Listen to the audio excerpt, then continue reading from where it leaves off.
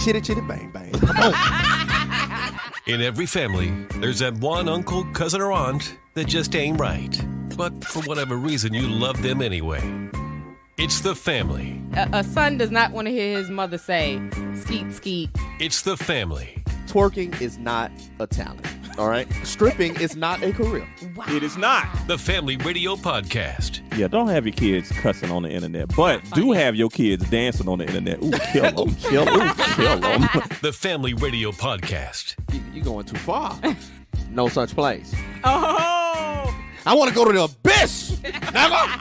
The Family Radio Podcast with T-Boogie, Gene.com, and Chill Will. It's the family. Hey, it's T-Boogie. Your man, Gene.com, we in the building. And Chill Will, this is episode 133, and we are back. We are here.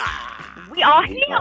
We are definitely here. Look, man, I got to let you, for real, though, I'm really kind of feeling under the weather. I don't think I got the COVID, but I got to test later today to figure this shit out, man, because I'm feeling like crap. Well, we praying that's not the case, but you know, the thing about it is, like, with COVID, it took over the fact that people could still just catch a cold. Yeah, I know it. Like everything was associated. Oh, my ear hurt, COVID. Right. My stomach hurt, COVID. Right. Man, I lost my job, Oh, COVID. nigga, COVID. That was COVID. COVID caused all that, my nigga. COVID. I lost my job. Yep. I lost my job. Oh, COVID. COVID. Yeah. Hey, I couldn't pay T-Mobile. COVID. COVID. Yeah. Wow. Can y'all extend me a couple of months, T-Mobile, please? Because of COVID. Right. Because of COVID. You know, I'm still experiencing hardships. Lord, Wait, no. okay. And we got PTSD. People cough around me now. I'm still like, Exactly. I got it. Exactly. Don't be coughing around me, man. You know what? Before we go any further, and speaking of hard times, pray for the people of Jackson, Mississippi. Y'all know they still don't have water, right? It's just like Flint all over again.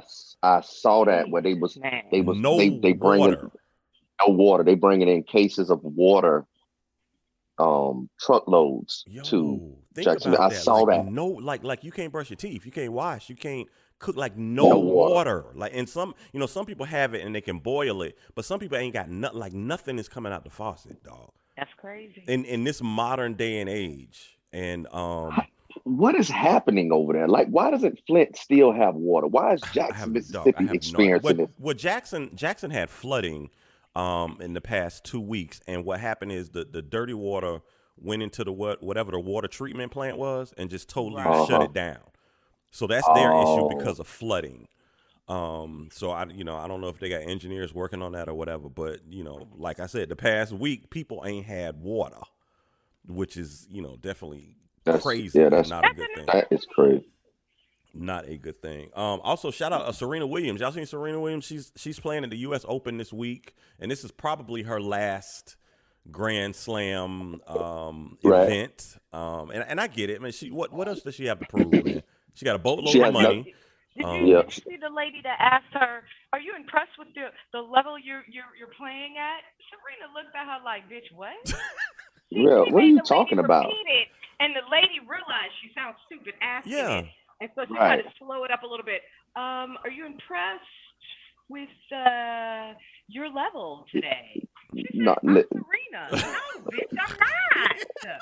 Right. What are you talking about? To themselves. God, that's crazy. And I'm go ahead, Gene. I'm glad. No, I'm glad that she fronted on her like that, because sometimes they ask the most dumbest questions. Yeah. Thank you.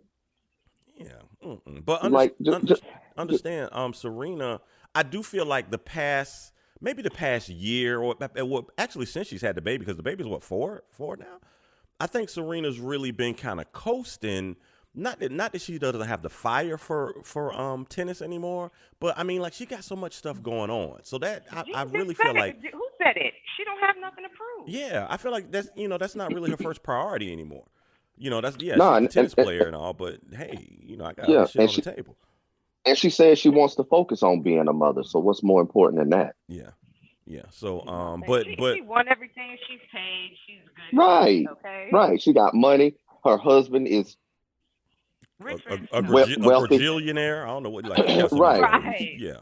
Right. Like right. So it's like, what else do I have to prove? Yeah. Like, I don't have to keep, my body doesn't have to get battered in doing this because, when playing tennis, you got to have your cardio up to par. Oh yeah. You got to be exercising. You got to be running. You got to be doing all this. She's like, maybe I just want to just chill. Yeah. Yeah. And I feel on that because shoot, I'm chilling right now. Hey, but this week she's been playing like Serena of Like she old. just- Like she beat the like she just came out. She was playing like she beat the girl that's number 2 in the world. And like beat her like it was no thing. Like, bitch, you know who I am, right? Check this out. Hey, the upper room, nigga. I'm Serena. Look, I have 2 or 3 Nike shoes, girl. Don't play with me. Get off this court. Don't play with me. Get off this court. I won Wimbledon while you had a nipple in your mouth, girl. Stop playing. Yeah, you was in a car seat, wagging your feet in the back.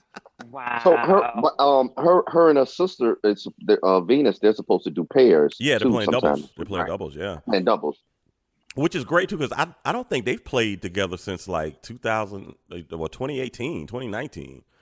And it was funny. I saw an interview with Venus, and Venus was like, "Well, my sister called me, so Serena the GOAT. You got to do what she asked you to do. So I'm here to play." That's a great relationship. Shoot. That is an awesome relationship. Yeah. Ain't no hate, ain't no hating, ain't no ego.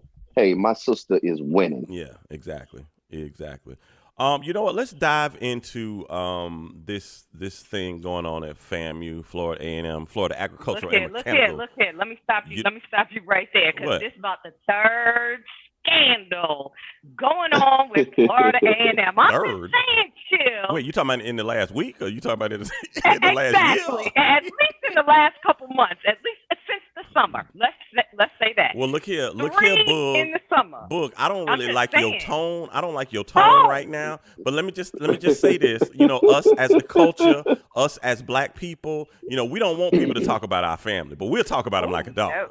So Yeah. in saying that, Boog, I'm not Jamaican. Gene is not Jamaican, so we don't really talk about Jamaicans like that. We'll let you do that.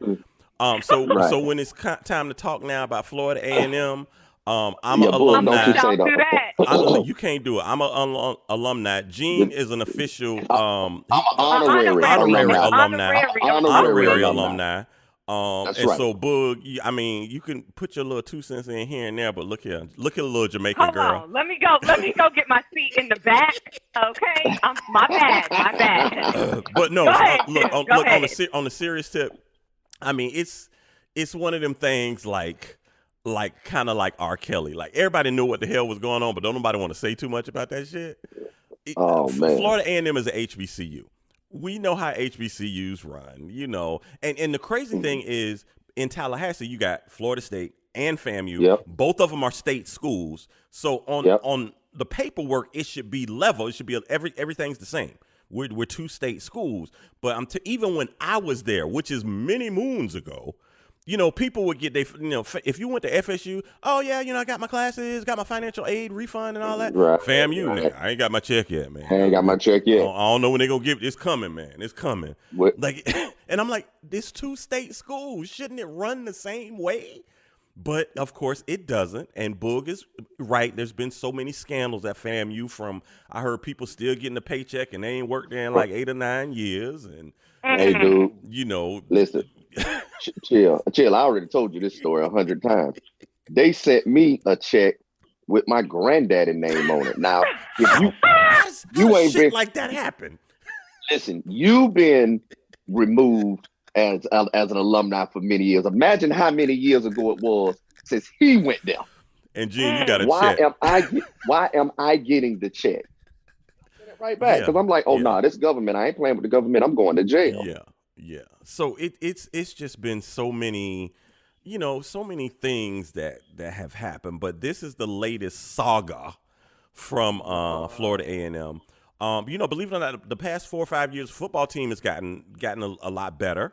At one time, all it was the band. When you thought about Florida A&M, all you think about is the band, and that's it. Right. But then, of course, they came up, the School of Business and Industry, Pharmacy School, Architecture, the joint school with FSU and engineering. There are a lot of things, that the school, a lot of positives right now. But what's happening with the football team is They started their season off last week playing North Carolina up in Chapel Hill. So right before the players were getting ready to leave for the game, like a day before, they get notification that, hey, we got like 25 players that are not eligible to play in this game. And the players are like, what are you talking about, not eligible? You know, because that sounds like, okay, y'all ain't going to class or, you know, ain't nobody got the right GPA or whatever. And honestly, when I heard the story, that's what I thought was going on. So the process just kept going on. The guys were getting ready to get on the plane to fly to Chapel Hill. The flight was delayed like 6 hours, waiting on something to be worked out. Nothing was really worked out. The team went up there, played Chapel Hill. They didn't win. Now, understand, you got people that are playing positions on the field. That's not my position, because we're trying to fill in all of these holes. You know, that's 25 players is a lot of people. That's a lot of people. Exactly. So, you know, the football team really in their feelings about it, as they should have been. They said they were going to start protesting at the end of the game, and they knelt down at the end of the game. They said they're going to keep doing that for every game. This Tuesday, the team wrote a letter to the university president saying how displeased they are, and they're just very upset because what seems to have happened is everything stems in the registrar's office. So, like, they're behind on paperwork. You know, when you play on the football team, you got to have the grades, and you have to have a compliance person to make sure everybody's on the up and up. Academic advisement, they say that stuff is not going on at the school. Like, where they do that at? Wow. And those people still have a job. Exactly. Well, apparently they do it at the HBCU, Jill. Well, yeah. Look, apparently on the highest of 7 hills, ain't no work getting done. Hey, no work getting done. It's That's what it sounds like to me. Hey, listen, you want to know what the difference between? Oh, I'm sorry, Bull. Go ahead. No. I was just saying, look how it's affecting these students. It's not their fault. They want to do their part. Yeah. Why do people in the office not doing their part?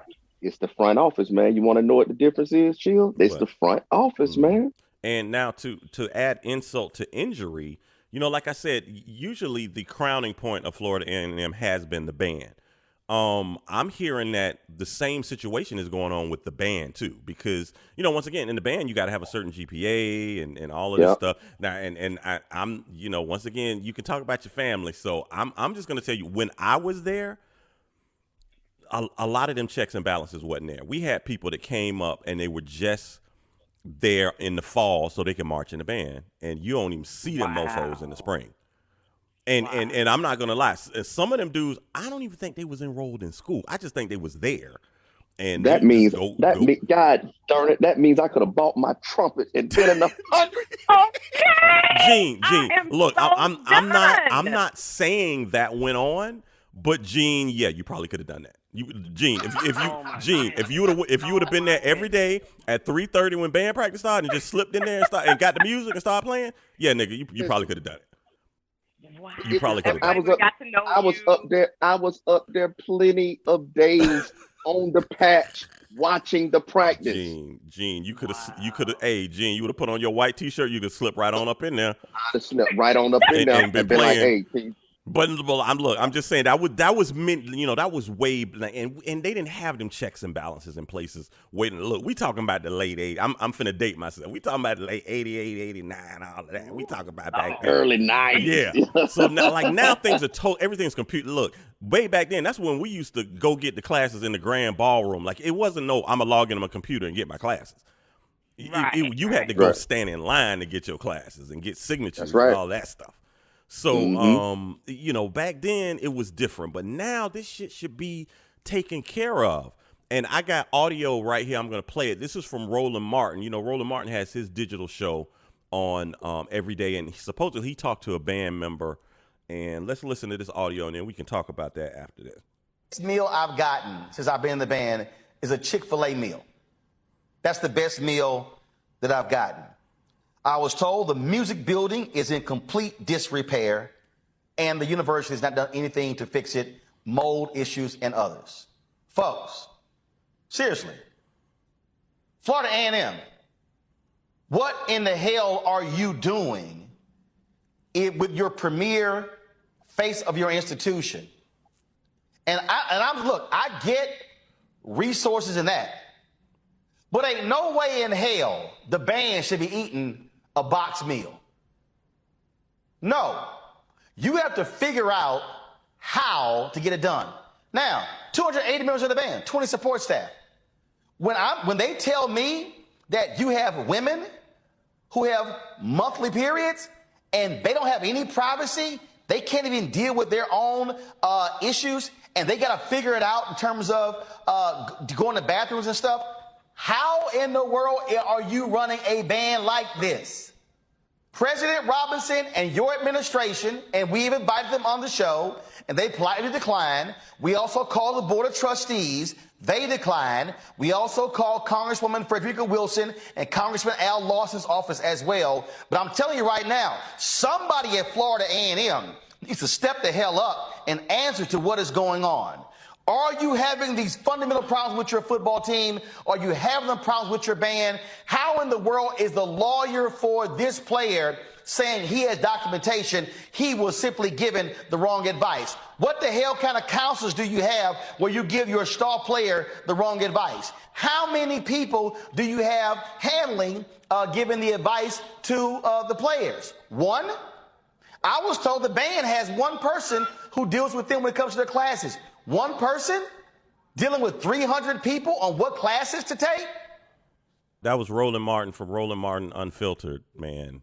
Definitely unfiltered, but definitely sounds like it was warranted. Nah, it was warranted. He pulled the covers back. He said what he said.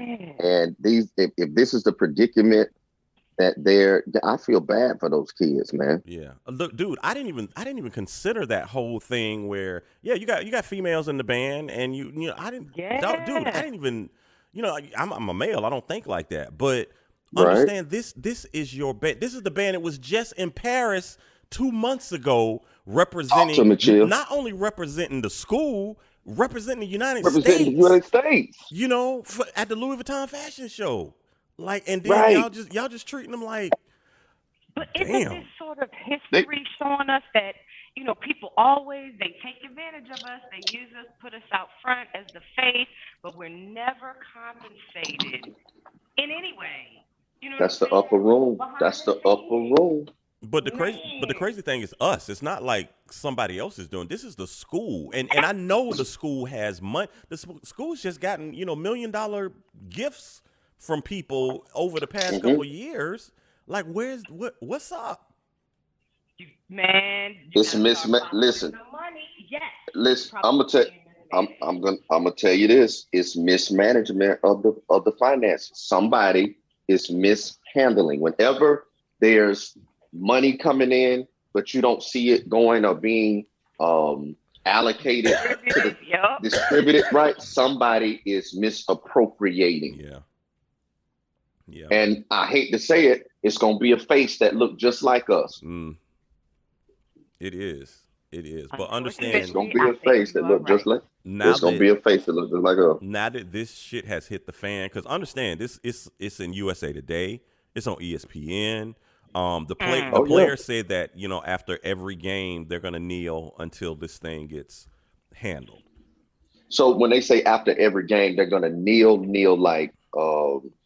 Because at the end of the game, they're not singing the Star Spangled Banner. So. No, they're not. Well, the band plays the alma mater and Florida song. So while they're doing that, while the band is playing that, then the team is going to kneel. I don't know if they're going to the center of the field or on the side. I don't know where, but that's what the player said. That is going to be their silent protest until this thing is taken care of. Shoot, if they really want to protest, don't come to the game. Yeah, but I don't know how that works. Like if you're on a scholarship or whatever, you're right. Hey, don't listen to. Hey, y'all, don't listen to me. Don't listen. Hey, that's why this Negro is an honorary. Yeah, that's why I'm honorary. Don't listen to me. That's right. That's right. That's why I'm honorary. You know what I just thought about? Wait a minute, Gene. I forgot. FAMU just got the Nike contract when? Last year before? Like they got money. Y'all got money. Stop acting like y'all ain't got no darn money. They got the loot. It shouldn't be no mold. Got money. First of all, them kids get exposed to that mold. They're gonna have even bigger problems. They're gonna have even bigger. Oh my God. They're gonna have even bigger problems. You are That's right. a Morgan. That's a Morgan and Morgan for the people problem right there. I didn't even think about that. You are right. But yes, you are correct, Gene. So they need to fix that. They need to fix that immediately. It shouldn't be no disparities in the buildings at all. Look, First of all, I'm telling you right now, I know it's asbestos in that building. I know it is. First of all, Chill, I'm still sore that they tore McGuinn down. Let me be clear. I had some of the most fondest memories of McGuinn. They tore that down. Listen, me, Bull, it is what it is. If you would have been up there in your tank top, Bull, you would have got the same experience too. Oh my God. You would have been up there on the set in your little tank top. You would have got it too. Oh my God. This guy. I can't. Wait. Hit the You know bell, what? Sometimes Chill. I need to learn to wait. The bell. Chill. I got your Boog on the bell. I got you. But Gene, though, seriously, once again, they had to do that because those buildings were old. And I'm playing about asbestos, but that's why Pattyfoot had to go, nigga. That's Pattyfoot had to just go. looking out of the window. That was the good times building, man. Watching the asphalt grow. But Chill, what did they do with that space? Did they rebuild? I'm sure they did. In a minute. I'm sure they did. And once again, I'm gonna be a really bad alumni because I hadn't been up there since my son was up there. And so, of course, it's two different FAMUs. When I was there and when my son went, they moved the cafeteria to the other side of the campus. They got a brand new gym now, new athletic facility. It's so much new stuff there on the campus. So, yeah, the campus is expanded, so they did rebuild. So they allocated funds towards the athletic department. What about the band? I don't know. I honestly don't know how that's been working. Now, I do know whatever that Nike deal is not only for the football team and athletics. Because when I saw the band in North Carolina last week, everybody got on black Nike sweatsuits with the 100 logo on it. So that Nike deal encompasses pretty much everything and everybody. Right. So once again, it's money there somewhere. I don't know where that meant. It's there. Y'all gotta start looking around. Who got a new car? Man, listen, some heads need to be rolling. Some people need to really be losing their jobs. Yeah. We definitely gonna have to follow this one all season. And once again, I don't want to just put a black eye on Florida A&M with this because you do know that this is the big week. They're playing Jackson State, which the coach is Deion Sanders. They're playing that game in Miami this upcoming weekend. But Deion Sanders is playing Bethune-Cookman this year, later in the year, and they were supposed to play in Daytona, but that game was moved to Jacksonville to play in TIAA field.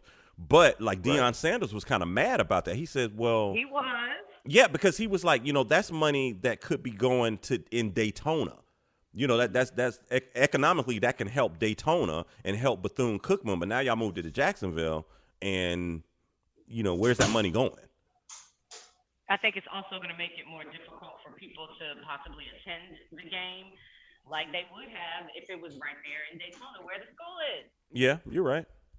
But I think it's the whole thing has shifted because of money anyway. Do you remember every year FAMU used to play in Jacksonville? That used to be a big, and it's not only a game. Understand with HBCUs, that's recruitment.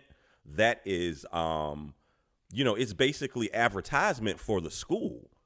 And so we went through that thing where FAMU played every year, then they stopped. Then Bethune-Cookman played some years. I think Willie Gary was trying to make EWC have a classic, which it was a great thing for the schools. But a lot of these HBCUs and smaller schools, they can't do that. They can't if they're not invited to play in these big stadiums, they can't afford to rent that stadium out and play it. EWC can't play downtown in Jacksonville. They can, but remember back in the day, Reigns and Rebroll used to basically sell that mofo out, and probably still could today. Right. But they, we don't want that. We don't want y'all that. We don't want all that down up in here. Actually, they have been talking about moving Razor Reebok for the longest, and I like. I feel if you move that game out of the neighborhoods, then the schools lose, and that's just my personal opinion. Because, as you said, Chill, when it happens in the neighborhoods, like when it's happening at Grange or it's happening at Reebok, you think about the small businesses, the vendors that benefit from that. Yeah. You think about the schools itself, the ticket sales that goes towards that. They add the tailgating feature so the alum like myself can come and enjoy, and we cook out and all of that. But all of that stuff, all of that money goes down, it impacts the school. Yeah. Now, Gene, remember back when we had the Gator Bowl, which of course that's no more. But Ranger Reebok used to be played in the Gator Bowl. Do you feel like that took away from the schools when it used to be played back then? Unbeknownst to me, Chill, economically, I wasn't in tune back then. Yeah. Like when we marched in the Gator Bowl, I'm in high school. Yeah, so exactly. You're not thinking about that. You're thinking about, oh man, I get to march. And it was an experience for us as kids to march in a big stadium. Like it was great. Looking at it now, though, when I look at the community, like that was basically big business for the city. Yeah. But I don't know if the schools were a benefactor from it. Gotcha. And maybe they were cutting checks back then and was like, hey, Reebok, y'all gonna get half of this. We're gonna give you a percentage of this range. We're gonna give you a percentage of that. And y'all are good. We're gonna fill the stadium. But this day and time, and everything that's going on with the stadium, the Lot J and all of that stuff that's going on down there. Like that's big business. We are neighborhood schools that are still trying to thrive. And unfortunately, we don't have alumni. We don't have that same alumni support. Now we'll come and tailgate. We'll do that. But we don't, as the masses of alumni for even one of those schools, we don't have big booster clubs that are just pouring in hundreds and thousands of dollars. So when the school needs this, here y'all go. It's not Bowles, it's not Trinity, it's not. Hold on. I ain't even gonna front, Gene. I see it all the time right out here at Fletcher. If your grandparents and your parents went to Fletcher, oh my God, they give big money. Yeah, they support the school. They support the school. They support everything. Yeah, so it's crazy. Wait, stop. We're gonna stop now right here because it's getting ready to cut us off. Let me write this down. 28 minutes and 40 seconds. Reigns, Reebok, of course we're going to always support that game. One of the biggest high school games, not only in Jacksonville, but in North Florida. Correct. So, yeah, definitely support that. You're right. The days of playing downtown in the stadium, that's probably never going to happen. But, yeah, that game needs to stay in the neighborhood. I see what you're saying, Gene. I really see Keep that. it local. Yeah, keep it local. But once again, Florida A&M, we're gonna keep y'all updated. We're gonna watch what's going on this season, because once again, this is like a HBCU soap opera. Dun dun dun. Where the money, people? Where the damn money? Why don't we do this, Chill? Why don't we make plans to attend family homecoming this year and broadcast? I saw it on the calendar. Let's try to make that happen. Because when is that? It's October. It's the weekend of October 29th. Yeah. Okay. Let's yeah. I'm already beat up there anyway, running. Let me call Joe Bullet. Joe, I just need a little place on the floor. I'm maybe a little pallet to sleep on. Because I know you can't get no hotel rooms up there. Man, hotel rooms $1,000. Yeah, I know that's not even happening. That's not even happening. Hey, Gene, while you playing, I might drive up there, put the top back, and just sleep under the stars. And sleep under the stars. Hey, listen, I thought about the same thing, Chill. I ain't gonna lie. Look, hey, pull into one of them hotel parking lots. I'm just here. Can I come and can I get free breakfast? Y'all got free breakfast in the morning? You gonna try to connect to their Wi-Fi too? Yeah, exactly. Okay. Yeah, hell yeah. Look, that's how the game is played up there. That's how the game is played. Let's move on. This week, documentary came out. Well, actually, before I talk about the documentary, this is the time of year. We always have the Hurricane Katrina anniversaries. That happened the end of August, and that happened in 2005. And HBO got with a filmmaker, young guy. He was in New Orleans. He's a New Orleans native, and he just filmed everything. So the documentary is called Katrina Babies. It's talking to people or kids who lived through that. And not chill. You know, you didn't even say that right. That's not how they say it. They call it Katrina Babies. Katrina Babies. Katrina Babies. Look, and that's how he said it. That is how he said it. Look, okay. That's how his mama said it too. Yep.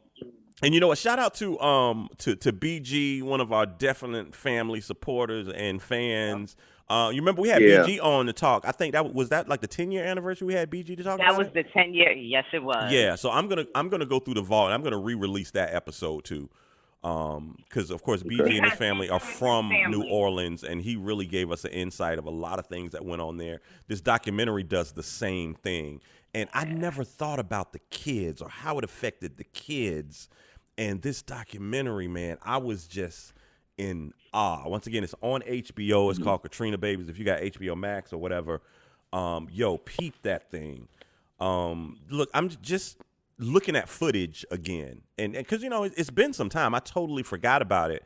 Okay, so let me date myself. It has been 17 years since Katrina happened. Wow, and I know that because I just gave birth to my second child 5 days before it happened. So there I am in my living room holding a newborn baby and watching all of this unfold on the news. I'm thinking as a new mom, what about new moms who may not have been breastfeeding? There was no formula. They needed diapers, wipes. They lost everything. Everything. You know, so people 17 years ago. Yeah. People have the misconception like, well, why didn't they just leave? You can't just leave when you have nothing to leave with. Yeah. Thank you. Yeah. And where were you going? Where were you going?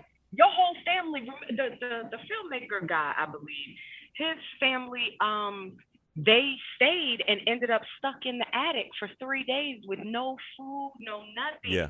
Where were they going to go when the whole family, every generation comes from New Orleans? Where are we going? We don't have friends or family that live in Florida or Georgia or Texas. Yeah. And understand, you know, us living in Florida, we get the whole hurricane thing.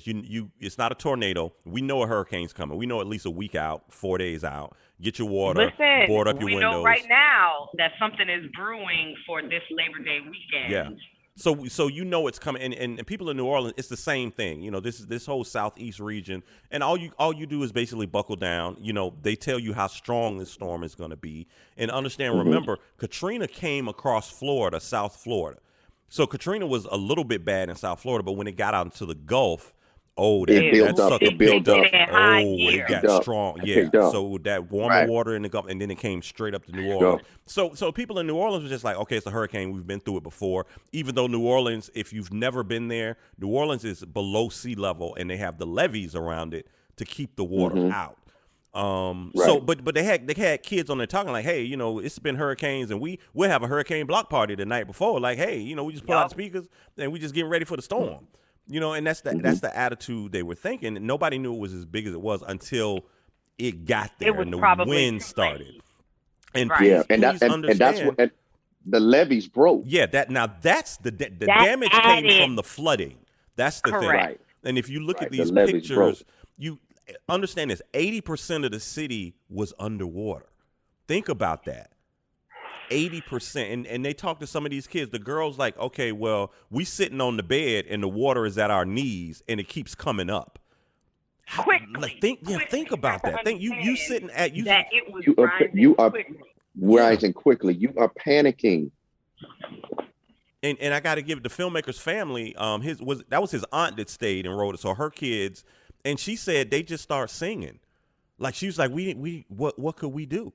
She was like, I'm just trying to keep our mental, you know, keep us in a good mental space. She was like, we had a little choir up there in the attic. She's like, we were singing gospel, R&B. She said we was just singing. They sang everything. They sang hymns.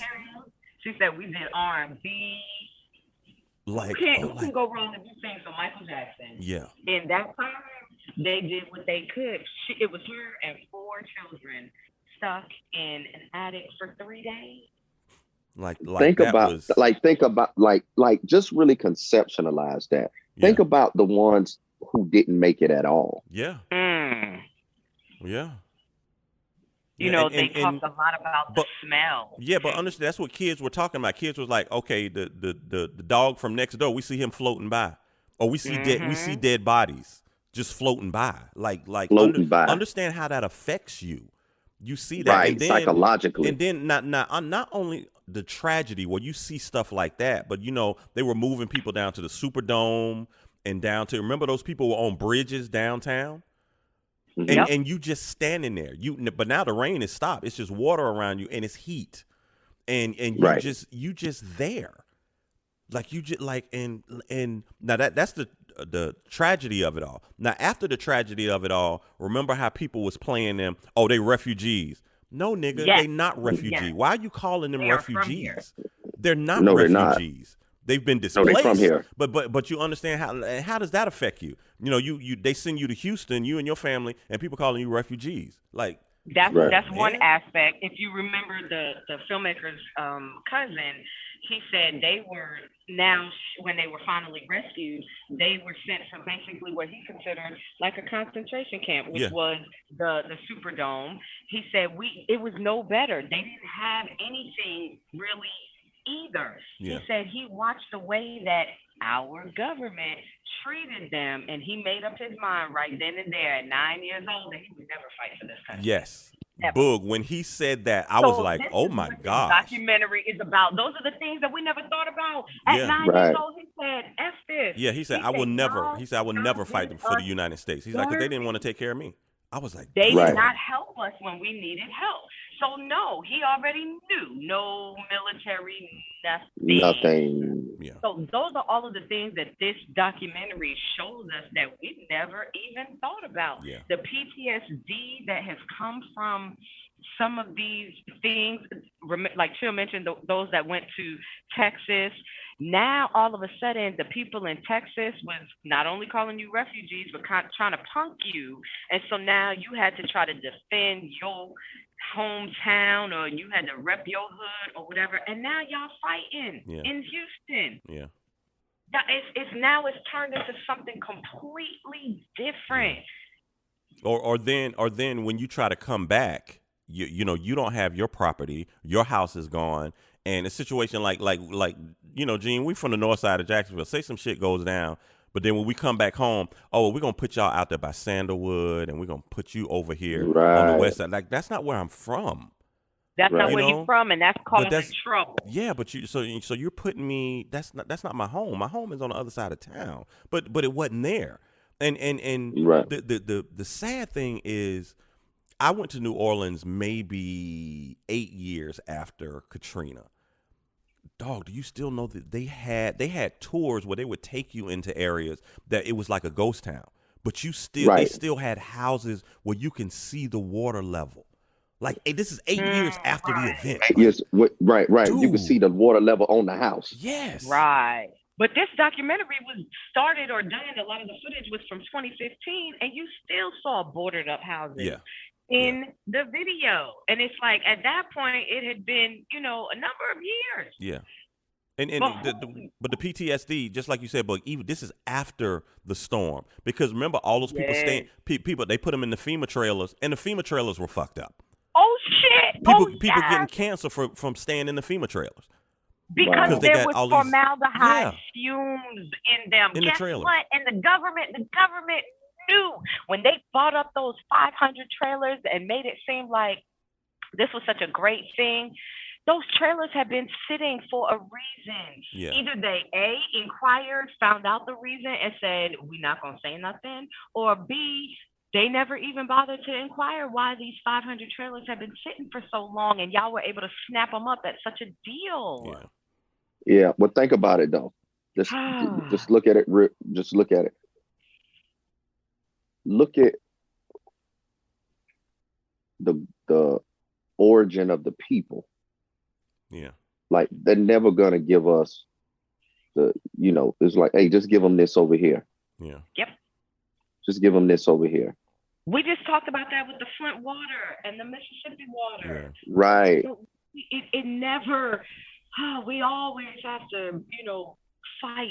Yeah. All the time. We behind enemy lines. Cube said it in Higher Learning years ago. I know. You're right. But you know what really bothers me and hurts me is, and I'm gonna go pre-Katrina, because New Orleans, if you've ever been there, it's the New Orleans people are different, and that's not in a bad way. Like New Orleans, like it's the city, it's the people. It's just like it's just hard to explain. I'm talking about, you got the food, you got the people, you got, it's just hard to explain. It's such a unique city, and for that city to be ravaged the way it has been, because of the storm. Gene, have you been to New Orleans? It was a long time ago. Not enough for me to remember it. Yeah. Okay, but from what I see, one, I love the way that they speak. They speak, baby. It's such a family vibe. Like nobody has to know you, but they will look out for you. Yeah. You are everybody's baby. All of that. It's such a bond, I feel. So I understand what you're saying, Chillin'. I've never even been to New Orleans. It's just a love in that city that you will never get any other place. Right. And I'm not just talking about Essence Family, New Orleans, because that's one thing. But I mean, just I'm not just talking about, because the city changes that weekend. We know that. But I mean, like any other time in New Orleans, like it's just, like I said, it's the food, it's the people, it's the culture, it's so much there, and the storm just ravished that city. And understand, this was back. Remember, this was when Kanye was like, George Bush don't like black people, because it was so much. Dude, wait, not only Kanye, but do you remember Ray Nagin, the mayor then? You remember him getting on TV like cussing people? Like, y'all need to bring somebody. Let's like stop fucking playing. He tried to play politics for as long as he could, but he became real at some point. And then the city turned on him, and he was not reelected. I think he was even fired or whatever the case may be. Yeah, I think I said there's some corruption stuff going on. Man, listen, chill. I'm not gonna lie. I had to rewind that part where they showed the clip of Kanye and is it Mike Myers? No, Michael Myers. Rappaport. No, Mike Myers. Yeah. Right, where they were standing there and Kanye just blurted out, George Bush doesn't like black people. His face. It's hilarious to me because he was cool, and then he turned his head, his mouth fell open a little bit.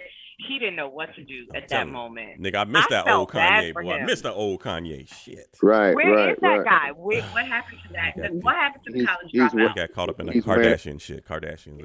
He's wearing a MAGA hat now. That's crazy. It's crazy.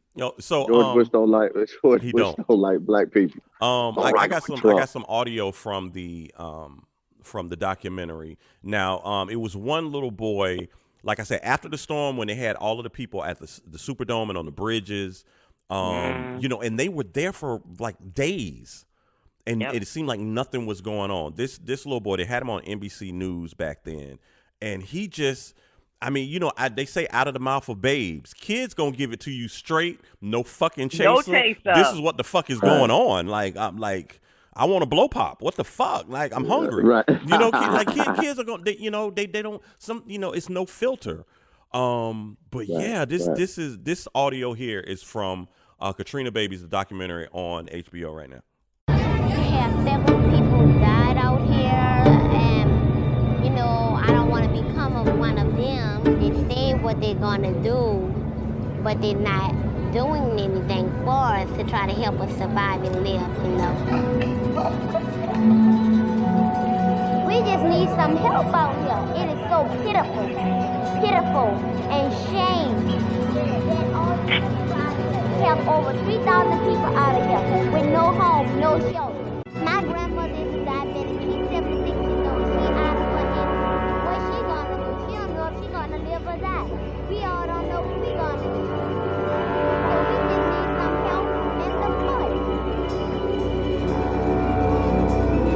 That's from somebody 9 years old. We just need some help and some support. What y'all gonna do? Wow, man! Just listening to that, crazy. Exactly. That is chilling. We just sitting here. We just want some help. He says, it's pitiful. Did he say pitiful? What did he say? Whatever he said. Wait, and the best part, he said, and it's shame. Yeah. It's that he was 9 years old calling out the authorities, and the government. They said that was. we're supposed to depend on. That was the most displacement of black people in the United States. I'm sure since like slavery, like that. Right. You know, all those people they had to get them out of New Orleans. They had, like I said, they didn't have anywhere to come. Their house was gone, or it was flooded. It was damaged beyond, you know, you can't fix it. And so still today we are dealing with. I mean, think about it like this. Think about people who they didn't own property. They were just renting. Yeah. You lost everything. Yeah. Right. There is no reason to come back and rent some more. I can rent where I'm at now. People lost everything. Chill, you remember the young girl who said her family sent somebody back to go get their stuff, and when the person came, they got out the car with a trash bag, and she was like, "Oh, that must be the stuff from my room." No, that's from the whole house. And that was she said they had a trash bag and it wasn't even half full. She's like, this all we could save. This all we got. And that's all that the person could salvage for them. She, I mean, we think about it now. I mean, oh my God. We think it's stuff that we can't live with, but these people have showed us who real survivors are. Yeah. Just think if you got to get out your house in 5 minutes, you can't take you. I mean, what would I would probably be scrambling for 2.5 minutes trying to figure out what the fuck. Okay, where I'm gonna put it in? What am I? What am I put I got a duffel bag. What am I gonna put it in? On one hand, when you mentioned that this documentary, I started watching it, started getting emotional, crying. I said, "Now why fuck Chill gonna send me some shit like this?" But let me tell you what it did do. Hold on. It told me, all right, if you had to go right now, where are you going? And I'm glad that I'm half-ass organized, that I do have one thing that has everybody's passports, birth certificates, all those important papers, blah, blah, blah. I do have one thing, and I'm like, bitch, that's the only thing you can do. Grab that and go. I have stuff in my garage labeled important papers, but when I think about it, it's just sentimental shit. Yeah. It's not the necessary shit. Yeah. The stuff that I need to grab, I do have a spot for it. So thank you, Chill, for making sure that I was organized. Well, I feel bad because I don't know what I looked at the document. I don't know what the hell I would grab. Oh no! I mean, okay, I got my you passport, need to put all of that stuff in one place. Anything that can identify you. If you lose everything else, you need that birth certificate, social security card. Any old driver's just put all of that in a Ziploc bag and know where it is. Well, I need one of my hands free because one of my hands got to reach in the refrigerator and grab a check soda because that's I'm gonna have check soda in one hand and the duffel bag in the other hand. I ain't playing with y'all. Okay, but that's why I got a crossbody cooler bag. I already gonna have it stocked with the beer. Just grab that and go. Not beer. Hey. Yeah, hit the bell for that. Thank you. If you need check soda, I need beer. If I'm going down, Yingling is going down. Wow. Hey, Bull, grab you a small little bag, throw you 3 tank tops in there of your face. Your passport. Let's get out of here. Right. You know what, Gene broke it down to the necessities. The necessities. I'm going to get 3 pair of my glasses. I don't need no jewelry. Yes. Look, I love the fact that you guys have named those things and y'all gonna be like the TV show Naked and Afraid because ain't none of y'all said nothing about no drawers. Ain't nobody got no drawers, huh? We got shirts, but ain't nobody got no drawers. Exactly. Okay. Oh my God. Look, and I don't want you guys to be fooled with New Orleans because, you know, less than a month after the storm, the French Quarter was back open. They were selling beignets, you know, in the tourist area. But that area didn't really receive that much damage. That's what you got to understand. So right. that wasn't. They didn't have damage down there. Flooding. Yeah. That's something totally different. They had water that came in from the street, yes. But the whole thing was not wiped out. Remember, down in those wards where the levees were, people were sitting on top of their roofs. The roofs, yeah. Did you see how many families had to be rescued by helicopter? Mm-hmm. Yep. And I thought about that. I saw those children, 2 of them, and I just have to describe it. One kid, they probably were brothers. One, he sat down and he was holding on to the side. The other one refused to. He bent down, he crouched down, but he would not let his butt hit the bottom of the basket. He looked like he was ready to jump if anything happened. And that's the trauma that we're talking about, that we'll never know. That happened 17 years ago. I bet you, let it rain hard, and people are going to start to have reactions. Yeah. People that went through that or experienced those types of things. Yeah, thunderstorms and stuff like that. Yeah, I would be like, man. Yeah. How many people in that documentary Chill talked about waking up to the sound of water and coming downstairs and seeing your couch floating. Big, large objects. And you can't stop it. You cannot stop it. Nothing you can do. Yeah. You can't stop it at all. If you once again, if you have HBO, check it out. It's called Katrina Babies. They just added it. If you don't this have week. HBO, just DM Chill. He'll give you his password. Yeah. I'm gonna hook y'all up. This is something y'all need to see. This is something y'all need to see. And actually, you don't even have to do that. Send me your address because I've already, put it on DVD, and I will send it out. Send it out. Send it out to people. And just to let y'all know, I think next week I will have the new Black Panther 2 on DVD. That I will be distributing that too. That was gonna be. Don't put the stick on that. But we are selling it for $19.95. Cash out, PayPal. Yes, DVD. Yes, we have it on DVD. I appreciate y'all listening. The family episode 133. We are back. Don't forget to hit us on IG at The Family Radio.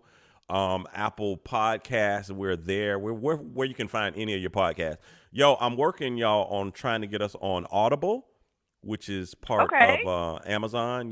Look, we're trying to get in that. When we get in that Amazon though, y'all ain't gonna be able to stop us then. We're gonna be like Puffy, can't stop, won't stop. I thought I told you that we won't stop. I thought I told you that we won't stop. I told you that we won't stop. You talking about like Chris Rock was in Head of State. I thought I told you that we won't stop. Let me tell you something. Bernie Mac. Chris Rock and R.I.P. Bernie Mac in Head of State. Dude, anytime I can see that movie, if it's on, I'm gonna watch it. And then when I look at the news now, and they be talking about NATO, dog, the only thing goes in my mind is Bernie Mac. NATO. I got you. When he said NATO. Oh, I don't know about. I don't know about NATO. Oh, NATO. Well, you have to know. He said, well, you have to know these things. If you're running for vice president, he said, well, I don't talk behind people back. I don't know about no NATO. I don't know about NATO. No, I thought you were talking about NATO Jenkins. Yeah, NATO Jenkins. No, I thought you were NATO Jenkins. I owe him some money. Yeah. He say, no, but you have to know. He said, do you know NATO Jenkins? Do you know NATO Jenkins? See, that's what I said. You don't know nothing about NATO? I don't know nothing about NATO. Goddamn Bernie Mac. Bernie Mac left us some gems. Do you hear me? Yes. Oh, man. Oh, my God. Listen, NATO. But Chill, did you see, I know you've seen the movie from start to finish, but in the ending credits, right, they're doing some rollout footage, like some B-roll. And it's him and Bernie again. And they're talking. And he's like,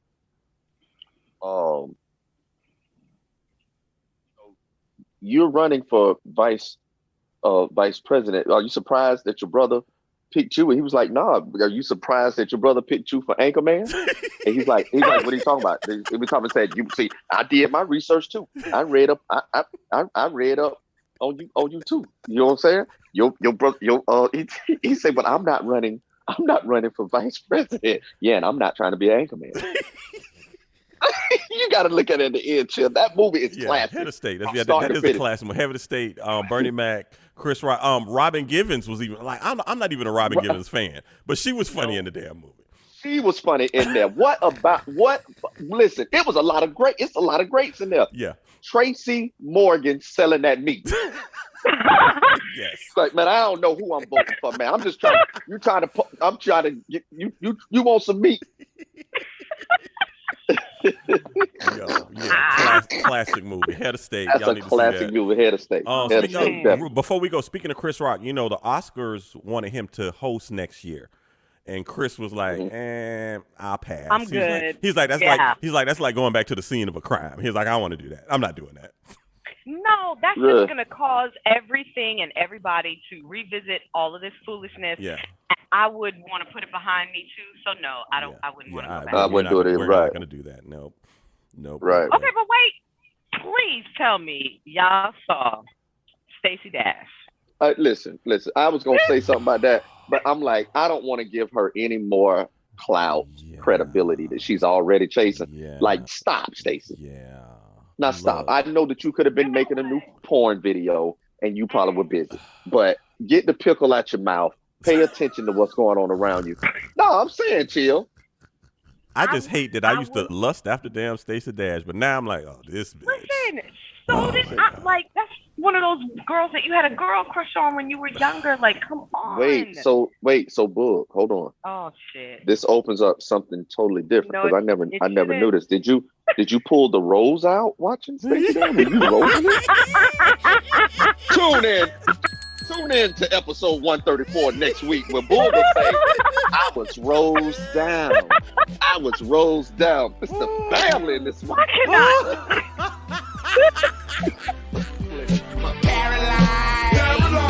Caroline, all the guys would say she's mighty fine. But mighty fine only got you somewhere half the time. And the other half either got you cussed out or coming up short. Yeah, and I dig this now, even though you need a golden calculator to divide the time it took to look inside and realize that real guys go for real down to Mars, girls. Yeah, I know you like to think your shit don't stink, but lean a little bit closer, see roses really smell like boo boo boo. Yeah, roses really smell like boo boo boo.